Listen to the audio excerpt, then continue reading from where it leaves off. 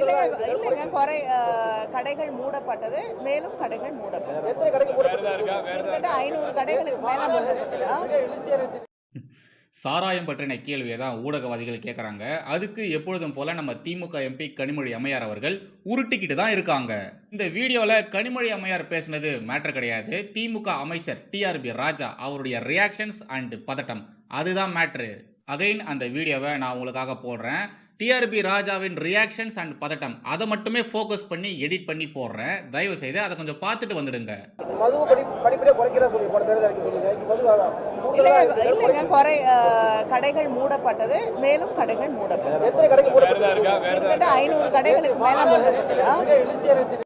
ஏன் டிஆர்பி ராஜா இதுவரைக்கும் இல்லாத அளவுக்கு இந்த பிரஸ் மீட்ல இவ்வளோ பதட்டமா இருக்காரு? ஏன் அவ்வளோ பரபரப்பா இருக்காரு? ஏன் உட்கார முடியாம அவ்வளோ அன்னீசியா அவரு ஃபீல் பண்றாரு? ஏன்னா டிஆர்பி ராஜாவின் குடும்பம் சாராய ஆலையை நடத்துறாங்க. கோல்டன் வாட்ஸ் அப்படின்ற ஒரு சாராய ஆலையை நடத்துறாங்க.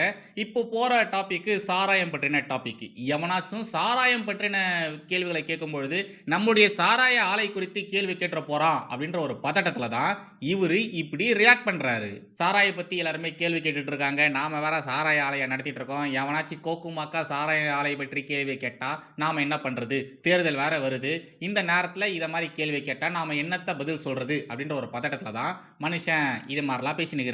இவர் பண்ற இந்த விஷயத்தெல்லாம் பார்க்கும்போது வடிவேலு படத்துல ஒரு காமெடி ஒன்று வரும். இந்த ஆடு திருடிட்டான், ஆடு களவாண்டிட்டா சொல்லிட்டு ஒரு காமெடி வரும், பார்த்திருக்கீங்களா? வடிவேலு தான் திருடி இருப்பான். ஆனா அவன் அந்த பஞ்சாயத்துல உட்காந்துக்கிட்டு பஞ்சாயத்து முடிஞ்சிச்சு ஓடு ஓடு ஓடு ஓடு ஓடுன்னு விரட்டுவான் பாருங்க. அதே மாதிரிதான் டிஆர்பி ராஜாவும் இந்த பிரஸ் மீட்ல பண்றாரு.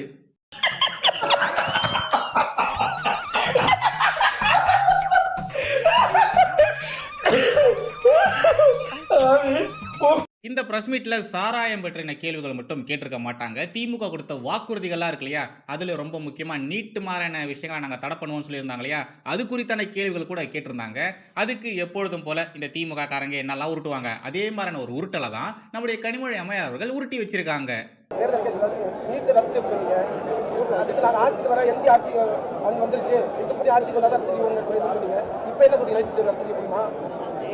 எங்க சட்டமன்ற தேர்தல் வருகிறது.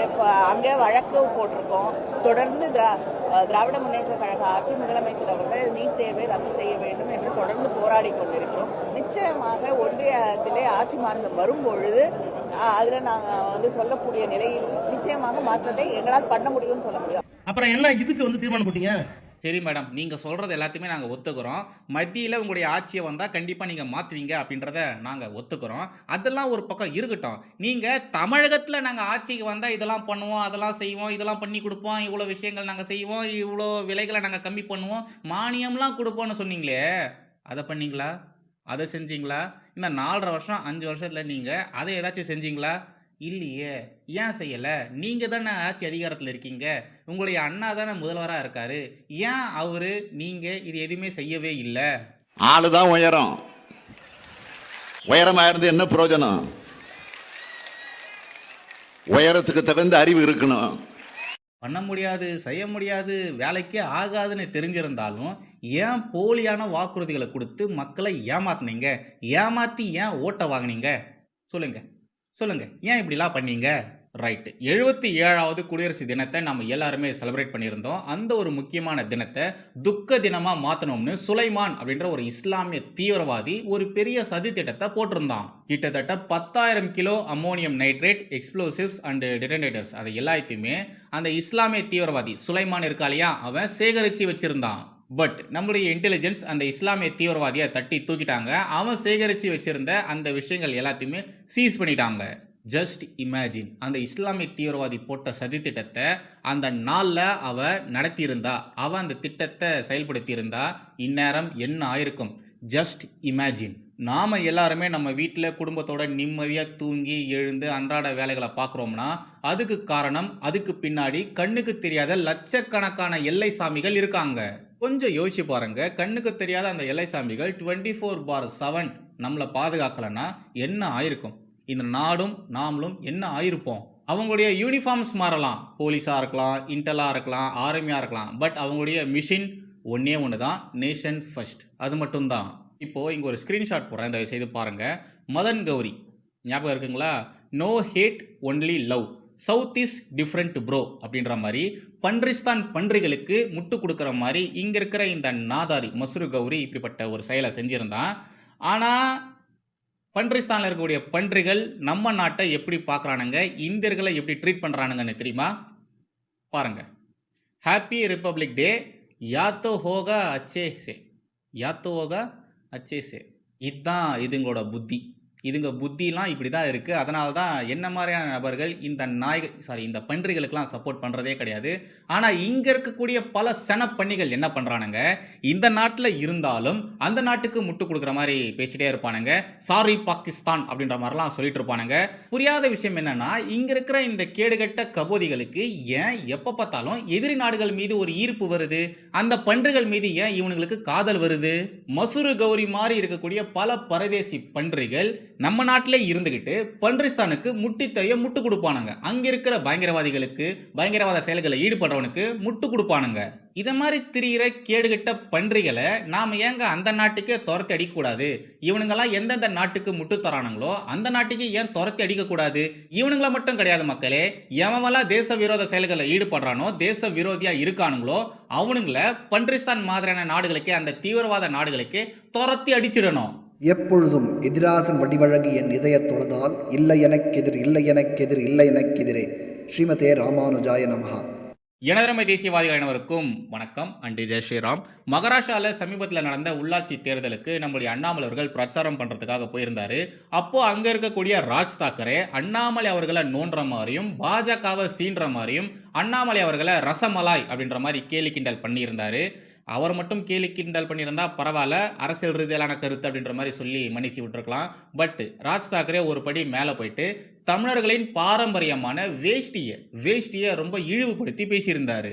அவருடைய அந்த வெறுப்பு பேச்சானது மகாராஷ்டிரா பொலிட்டிக்கல் கிரவுண்டில் பரபரப்பாக பேசப்பட்டது. மகாராஷ்டிராவில் மட்டும் கிடையாது, ஆல் ஓவர் இந்தியா முழுக்க அந்த ஒரு விஷயமானது பரபரப்பாக பேசினாங்க. முக்கியமாக அண்ணாமலை குறித்து அவர் பேசியிருந்தார் இல்லையா, அது ரொம்பவே ரீச் ஆச்சு. எல்லாருமே அது குறித்து பேசியிருந்தாங்க. ராஜ் தாக்கரையை போட்டு எல்லாருமே பொழந்தாங்க. மகாராஷ்டிரா தேர்தலில் பாஜக வின் பண்ணதுக்கு அப்புறமா ராஜ் தாக்கரேவை எப்படி ஒவ்வொருத்தவங்களும் போட்டு பொழந்தாங்க அப்படின்றத நம்ம எல்லாருமே பார்த்தோம். அந்த விவகாரங்களுக்கு அப்புறமா அங்க என்ன நடந்தது அப்படின்றது யாருக்காச்சும் தெரியுமா? தெரியாது. அதை பற்றி தான் நான் இப்போ உங்களுக்கு சொல்ல போகிறேன். நம்முடைய அண்ணாமலை குறித்தும் தமிழர்களின் பாரம்பரியம் கலாச்சாரத்தை குறித்தும் ரொம்ப இழிவாக ராஜ் தாக்கரே பேசியிருந்தாரு. அவருக்கு ரெஸ்பான்ஸ் பண்ணுற வகையில் பல பேர் பதிலடிகள் கொடுத்துருந்தாங்க. ஆனால் மகாராஷ்டிராவினுடைய பாஜக மாநில தலைவராக இருக்கக்கூடிய திரு ரவீந்திர சவான் அவர் ஒரு வார்த்தை வாயை திறந்து பேசவே இல்லை. அண்ணாமலை குறித்து ஏன் நீங்கள் இப்படி பேசுனீங்க, ஏன் வேஷ்டி சட்டையை குறித்து இப்படிலாம் பேசுனீங்க, ஏன் தமிழர்களின் கலாச்சாரம் பாரம்பரியம் குறித்து இப்படிலாம் பேசுனீங்க அப்படின்ற மாதிரி ரவீந்திர சவான் ஒரு வார்த்தை கூட பேசவே இல்லை. வார்த்தைகளில் பதிலடியை கொடுக்காம தன்னுடைய செய்கை மூலியமாக அவர் பதிலடி கொடுத்துருக்காரு.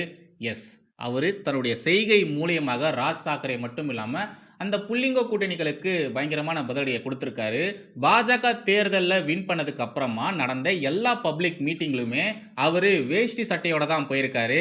அது மட்டும் இல்லாமல் பாஜகவின் வெற்றி கொண்டாட்டங்கள் நடந்தது இல்லையா, அந்த நிகழ்ச்சிகள்லாம் நடந்தது இல்லையா, அந்த நிகழ்ச்சிகளுக்கும் மனுஷன் வேஷ்டி சட்டையோட தான் போயிருக்காரு. அவர் அது மாதிரி செஞ்சதுக்கான காரணம் வெறும் ஃபோட்டோஸ்க்காக மட்டும் கிடையாது, ஃபோட்டோ ஷூட்ஸுக்காக மட்டும் கிடையாது. அங்கே அவர் ஒரு பெரிய மெசேஜை, ஒரு ஸ்ட்ராங்கான மெசேஜை அங்கே பதிவு பண்ணுறாரு. அண்ணாமலையை பாஜக கைவிடலை, பாஜக தமிழர்களின் பாரம்பரியம் கலாச்சாரத்தை அவமதிக்கலை, தமிழர்களுடைய பாரம்பரியம் கலாச்சாரம் அது எல்லாமே இந்தியாவுடைய, இந்த பாரத தேசத்துடைய ஒரு அங்கம் தான் அப்படின்றத அவர் அழுத்தம் திருத்தமாக அங்கே சொல்லியிருக்காரு. ஆக்சுவலாக இது மாதிரியான சம்பவங்கள் பாஜக செய்கிறது புதுசெல்லாம் ஒன்றும் கிடையாது. பாஜக எப்போவுமே இப்படிப்பட்ட ஒரு சம்பவத்தை தான் தொடர்ந்து பண்ணிக்கிட்டே இருக்காங்க. பாஜக இதை மாதிரி நம்ம நாட்டுக்குள்ள இருக்கக்கூடிய பலதரப்பட்ட பல்வேறு மாநிலங்களின் கலாச்சாரத்தை மதிக்கிறதுன்னு மட்டும் இல்லாமல் அந்த கலாச்சாரங்கள் உலக மக்களுக்கு தெரியணும், எல்லாருமே அது குறித்தான விஷயங்கள் தெரிஞ்சுக்கணும் அப்படின்ற மாதிரி உலக பார்வைக்கு அந்த கலாச்சாரம் பண்பாடு எல்லாத்தையுமே கொண்டு போவாங்க. ஃபார் எக்ஸாம்பிளுக்கு குஜராத்தில் வல்லபாய் பட்டேல் முதல் தமிழகத்தில் திருவள்ளுவர் வரைக்கும், அஸ்ஸாமில் லச்சித் போர்புகன் முதல் தெலுங்கானாவில் கோமரம் பீம் வரைக்கும் இந்தியா முழுவதும் ஒவ்வொரு மாநிலங்கள் ஒவ்வொரு பிராந்தியங்களில் இருக்கக்கூடிய சின்னங்கள், அங்கே இருக்கக்கூடிய ஐகான்கள், அங்கே இருக்கக்கூடிய கலாச்சாரம் பண்பாடுன்னு எல்லா விஷயத்துக்குமே பாஜக மரியாதை கொடுத்துக்கிட்டே தான் இருக்காங்க. மரியாதை கொடுக்கறது மட்டும் இல்லாமல் மதிக்கிறது மட்டும் இல்லாமல் அவங்களுடைய அந்த ஒரு கலாச்சார பண்பாட்டுகளை பாதுகாக்கவும் செய்கிறாங்க. தமிழர்களுடைய கலாச்சாரத்தை மதிப்பளிக்கிற வகையில திரு சவான் அவர்கள், ரவீந்திர சவான் அவர்கள் எல்லா நிகழ்ச்சிகளுக்கும் வேஷ்டி சட்டையோட போனார் இல்லையா, அந்த ஒரு விஷயத்தெல்லாம் குறிப்பிட்டு நம்மளுடைய அண்ணாமலை அவர்கள் ஒரு பெரிய சம்பவத்தை பண்ணியிருக்காரு. அதாவது அங்க நடக்கிற ஒரு விஷயத்தை இங்க எடுத்து காட்டி பேசியிருக்காரு. ராஜ் தாக்கரே ஒரு கேடுகெட்ட காரியத்தை செஞ்சிருந்தாரு. ராஜ் தாக்கரே செஞ்ச அந்த ஒரு கேடுகெட்ட காரியத்துக்கு அவரை மாதிரியே பாஜக நினைச்சிருந்தா பதிலடி கொடுத்திருக்கலாம். பட் பாஜக அந்த ஒரு வழியை தேர்ந்தெடுக்கவே இல்லை. ரொம்ப அமைதியான முறையில், மரியாதையான முறையில் தான் அவங்க பதிலடியை கொடுத்துருக்காங்க. நீ என் தலைவனை பேசினியா, நானும் பேசுகிறேன் பாரு அப்படின்ற மாதிரி இவங்களும் அந்த விருப்ப அரசியலை பண்ணவே இல்லை. ஆனா ரவீந்திரன் சவான் அவர்கள் கொடுத்த பதிலடியானது வேற லெவல்ல இருந்திருக்கு. அவர் போகக்கூடிய நிகழ்ச்சிகளுக்கு வேஷ்டி சட்டையோட போய் தமிழுடைய கலாச்சாரத்தை அவர் மதிச்சிருக்காரு. எல்லாருக்குமே தமிழுடைய கலாச்சாரம் என்ன அப்படின்றத புரிய வச்சிருக்காரு. சைலண்டா செருப்பாலே அடிச்சிருக்காரு. பாஜகவுடைய சிறப்பே என்னன்னா, பன்முகத்தன்மை கொண்ட பல்வேறு தலைவர்கள் அந்த கட்சியில இருக்கிறது தான். பாஜக அப்படின்றது ஒரு ரீஜியன் பார்ட்டி கிடையாது. ஓகேங்களா, தமிழ்நாட்டில் மட்டும்தான் இருக்காங்க, மகாராஷ்டிராவில் மட்டும்தான் இருக்காங்க அப்படின்ற மாதிரிலாம் கிடையாது. பாஜக அப்படின்றது ஒரு தேசிய கட்சி. ஸோ இந்த நாட்டில் இருக்கக்கூடிய எல்லா கலாச்சாரத்தையும், எல்லா பண்பாட்டையும் அவங்க உள்வாங்கணும், எல்லா கலாச்சார பண்பாட்டையும் அவங்க மதிக்கணும். அதை தான் இவரும் பண்ணியிருக்காரு.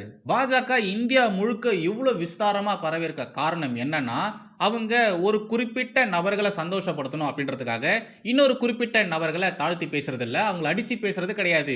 எல்லாருக்கூடவும் ஒன்னா இருக்காங்க. இந்த நாடு நம்முடைய வீடுன்னு சொல்றாங்க. எல்லா கலாச்சாரத்தையும் அவங்க போற்றி பாராட்டுறாங்க, பாதுகாக்கிறாங்க. தமிழ் கலாச்சாரத்தை கொண்டாடணும். தமிழ் கலாச்சாரம் மட்டும் கிடையாது, இந்த நாட்டில் இருக்கக்கூடிய ஒவ்வொரு கலாச்சாரத்தையுமே, இந்த மண்ணின் கலாச்சாரத்தையும் நாம எல்லாருமே போற்றி பாராட்டணும்.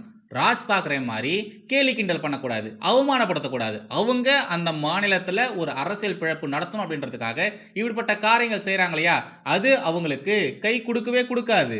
எதிர்கட்சிக்காரனுங்க என்ன பண்ணானுங்க, பாஜகவை கேலி கிண்டல் பண்ணணும், அண்ணாமலையை நாம கேலி கிண்டல் பண்ணணும் அப்படின்றதுக்காக அண்ணாமலை மகாராஷ்டிராவுக்கு வரும்பொழுது அவர் கேலி கிண்டல் பண்ணுறாங்க. தமிழுடைய கலாச்சாரம் பண்பாட்டை ரொம்ப அவமதிச்சாங்க. ஆனா அதுக்கெல்லாம் பாஜக எப்படி பதிலடியை கொடுத்தாங்க, அவங்க கேலி கிண்டல் பண்ணாங்க இல்லையா, ஆனா பாஜக தமிழுடைய கலாச்சாரம் பண்பாட்டை தூக்கி கொண்டாடினாங்க, தலையில தூக்கி வச்சு கொண்டாடினாங்க. அவங்க அவங்களுடைய அரசியல் பிழைப்புக்காக பிரிவினைவாத அரசியலை கையில் எடுத்தாங்க. பட் பாஜக எப்படி அதுக்கு பதிலடியை தரணுமோ அப்படிப்பட்ட ஒரு பதிலடியை கொடுத்துருக்காங்க. இந்த வேஷ்டி அப்படின்றது வெறும் உடை கிடையாது, அது நம்முடைய கலாச்சாரம், அது நம்முடைய பண்பாடு. அப்படிப்பட்ட வேஷ்டியை திரு சவான் அவர்கள் ஏன் தேர்ந்தெடுத்தாரு? ஏன்னா ராஜ் தாக்கரே செஞ்ச அந்த ஒரு அரசியலுக்கு பதிலடி தரணும், சைலண்டா பதிலடியை தரணும். இது கேலி கிண்டல் பண்ணக்கூடிய விஷயம் கிடையாது. இதை நாம பாதுகாக்கப்பட வேண்டியது, நாம கொண்டாடப்பட வேண்டியது அப்படின்றத அந்த மனுஷன் சொல்லாம சொல்லியிருக்காரு. எதிர்கட்சிக்காரங்களை நீங்க நல்லா கவனிச்சு பார்த்தீங்கன்னு வச்சுக்கோங்களேன், பாஜக எந்தெந்த மாநிலங்களில் வளர்ந்து வருதோ அந்த மாநிலங்களில் பாஜகவின் பெயரை கெடுக்கணும், இல்ல அந்த மாநிலங்களில் இருக்கக்கூடிய பாஜகவின் தலைவர்களை இழிவுபடுத்தணும் அப்படின்றதுக்காக பல கோக்குமாக்கான விஷயங்களை இந்த எதிர்கட்சிக்காரனுங்க செஞ்சுக்கிட்டே இருப்பானுங்க. ஆனா நம்முடைய பாரத பிரதமர் மோடி அவர்கள் என்ன பண்றாரு, எந்த ஒரு உலக நாட்டுக்கு போனாலும் தமிழை உயர்த்தி பேசுறாரு. தமிழுடைய கலாச்சாரம் பண்பாடு எப்படிப்பட்டது தெரியுமா அப்படின்ற மாதிரி அவரு உலக மேடைகள்ல பேசுறாரு. இப்போ ரீசெண்டா பராசக்தின்னு ஒரு திரைப்படம் வந்திருந்தது. அந்த திரைப்படத்துல நேரடியாக பிரிவினைவாத கருத்து தான் பேசிட்டு இருந்தாங்க. இப்போ பொங்கல் வந்தது இல்லையா, அந்த நேரத்துல இந்த பராசக்தி படக்குழு அவங்க டெல்லிக்கு போய் பாரத பிரதமர் கூட பொங்கல் நிகழ்ச்சியை செலிப்ரேட் பண்ணாங்க. நீங்க என்னதான் கேடுகட்ட காரியங்கள் செஞ்சாலும், பாஜக விமர்சனம் பண்றேன், மோடியை விமர்சனம் பண்றேன்னு சொல்லி நீங்க இந்த நாட்டிற்கு எதிரான காரியங்கள் செஞ்சாலும் அதை மக்கள் ஏத்துக்கவே போறது கிடையாது. ஒவ்வொரு மாநிலங்களில் இருக்கக்கூடிய அடையாள சின்னங்களை நீங்க அவமதிக்கிறீங்கன்னா கண்டிப்பா உங்களுக்கு அதன் மூலியமா அரசியல் லாபம் அப்படின்றது இருக்கவே இருக்காது. ஏதோ சொல்லுவாங்க இல்லையா, நாம என்ன ஆயுதம் எடுக்கணும் அப்படின்றத எதிரி தான் தீர்மானம் பண்ணுவான்னு, அதே மாதிரி தான் பாஜக என்ன மாதிரியான ஸ்ட்ராட்டஜியை பில்ட் பண்ணணும் அப்படின்றத டிசைட் பண்ணுறது நீங்கள் தான். நீங்கள் பண்ணக்கூடிய கேடுகட்ட அரசியல் தான். எதிர்கட்சிக்காரங்க முன்னாடியே சொன்ன மாதிரி அவங்களுடைய அரசியல் பிழப்புக்காக வெறுப்பு அரசியல், பிரிவினைவாத அரசியல்லாம் பண்ணுவாங்க. அது மட்டும் இல்லாமல் மற்ற மாநிலங்களுடைய கலாச்சாரம் பண்பாடு அது எல்லாத்தையுமே இழிவாக பேசிட்டு வருவாங்க. எப்படி இங்கே திமுக காரணங்க பண்ணுறாங்களோ அதே மாதிரியான விஷயத்தை தான் அங்கே இருக்கக்கூடிய அரசியல் கட்சிக்காரங்களும் பண்ணிட்டு வராங்க. ஆனால் பாஜக ஒருபோதும் அப்படிப்பட்ட கேவலமான காரியத்தை செய்யவே மாட்டாங்க, செஞ்சதும் கிடையாது. முதல்ல பிற மாநிலத்துடைய கலாச்சாரம் பண்பாடை கேலி கிண்டல் பண்ணுறதுக்கான அதிகாரத்தை உங்களுக்கெல்லாம் யார் கொடுத்தா? இப்போ நீங்க பண்ற மாதிரியே நாங்க பதிலடி தரோம்னு மற்றவங்க உங்களுடைய கலாச்சாரம் பண்பாடை கேலி கிண்டல் பண்ணா நீங்க என்ன பண்ணுவீங்க? பார்த்துக்கிட்டு சும்மா இருப்பீங்களா? ரைட். இப்போ சில முக்கியமான வரலாற்று நிகழ்வுகளை மட்டும் பார்த்துட்டு நாம இந்த ஒரு வீடியோவை முடிச்சிக்கலாம். நம்ம நாட்டுல பல மாநிலங்கள் இருக்கு. ஒவ்வொரு மாநிலத்துக்கும் தனித்தன்மை வாய்ந்த பல அடையாளங்கள், பல விஷயங்கள் இருக்கு. அதை எல்லாத்தையுமே மதிச்சு கௌரவப்படுத்துறது ஒரே ஒரு கட்சி தான். அது பாஜக மட்டும் தான். நம்முடைய பாரத பிரதமர் நரேந்திர மோடி அவர்கள் எப்படி நம்முடைய ரூட்ஸுக்கு மரியாதை கொடுக்கிறாரு, நம்முடைய கலாச்சாரம், பண்பாடு, பாரம்பரியம் அதை எல்லாத்தையுமே உலக மக்களுக்கு எப்படி அவர் தெரியப்படுத்துறாரு அப்படின்ற விஷயத்த ரொம்ப ரொம்ப சுருக்கமா சொல்றேன். ஸோ தயவு செய்து கூர்ந்து கவனிச்சு கேளுங்க. தமிழகத்துடைய அடையாளமா இருக்கிறது திருவள்ளுவர். திருவள்ளுவருக்காக ஹரித்வார்ல நம்முடைய பாரத பிரதமர் 12 அடியில சிலையை திறந்திருக்காரு. அது மட்டும் இல்லாம உலக அரங்குகள்ல, பல்வேறு உலக அரங்குகள்ல மோடி பேசுறச்ச திருக்குறளை மேற்கோள் காட்டி பேசுறாரு. அண்டு தமிழர்களுடைய பாரம்பரியத்தை பறைசாற்றும் விதமாக ஒவ்வொரு வருஷமும் பொங்கல் நிகழ்ச்சியை நம்முடைய பாரத பிரதமர் அவர் வீட்டில் செலிப்ரேட் பண்றாரு. எல்லாருமே அங்க போயிட்டு பொங்கலை செலிப்ரேட் பண்றாங்க. அப்புறம் குஜராத்தினுடைய பெருமையை பறைசாற்றும் விதமாக வல்லபாய் பட்டேல் அவர்களுக்காக உலகத்திலே மிகப்பெரிய சிலையை நம்முடைய பாரத பிரதமர் தான் நிறுவி இருக்காரு. கர்நாடகால என்ன பண்ணிருக்காரு, பெங்களூர் விமான நிலையத்துல கெம்பே கவுடா அவர்களுக்காக சிலை நிறுவுவதற்கு ஒப்புதல் கொடுத்திருக்காரு. அது மட்டும் இல்லாம கன்னட ராஜோத்சவாவை அதிகாரப்பூர்வமாக விளம்பரப்படுத்தி இருக்காரு. மகாராஷ்டிராவுடைய பெருமையை பறைசாற்றும் விதமாக நம்முடைய சத்ரபதி சிவாஜி மகாராஜா அவருடைய திருவுருவ சிலையை அரபிக் கடல்ல வச்சிருக்காரு. அது மட்டும் இல்லாம எப்பவுமே சத்ரபதி சிவாஜி மகாராஜா அவர்களை குறித்து ரொம்ப பெருமையா மோடி அவர்கள் பேசிக்கிட்டே தான் இருப்பாரு. உத்தரப்பிரதேசத்துல என்ன பண்ணியிருக்காரு, சனாதன தர்மத்தின் ஆன்மீக மையத்தை மதித்து காசி விஸ்வநாதர் வழித்தடம் இருக்கு இல்லையா, அந்த எல்லா இடத்தையுமே கிளீன் பண்ணியிருக்காரு, இடத்தை உயர்த்தி இருக்காரு. வாரணாசியில தேவ தீபாவளி போன்ற பண்டிகைகளுக்கு புத்துயிர் கொடுத்திருக்காரு. பீகார்ல தான் நம்முடைய புத்தர் பிறந்தாரு, எல்லாருக்கும் தெரிஞ்சதுதான். ஸோ புத்தரை கௌரவப்படுத்துற வகையில புத்த கயாவை ஒரு முக்கிய சர்வதேச பௌத்த தலமாக அறிவிச்சிருக்காரு. தேசிய தலங்கள்ல சத் பூஜையை ஊக்கப்படுத்தி இருக்காரு.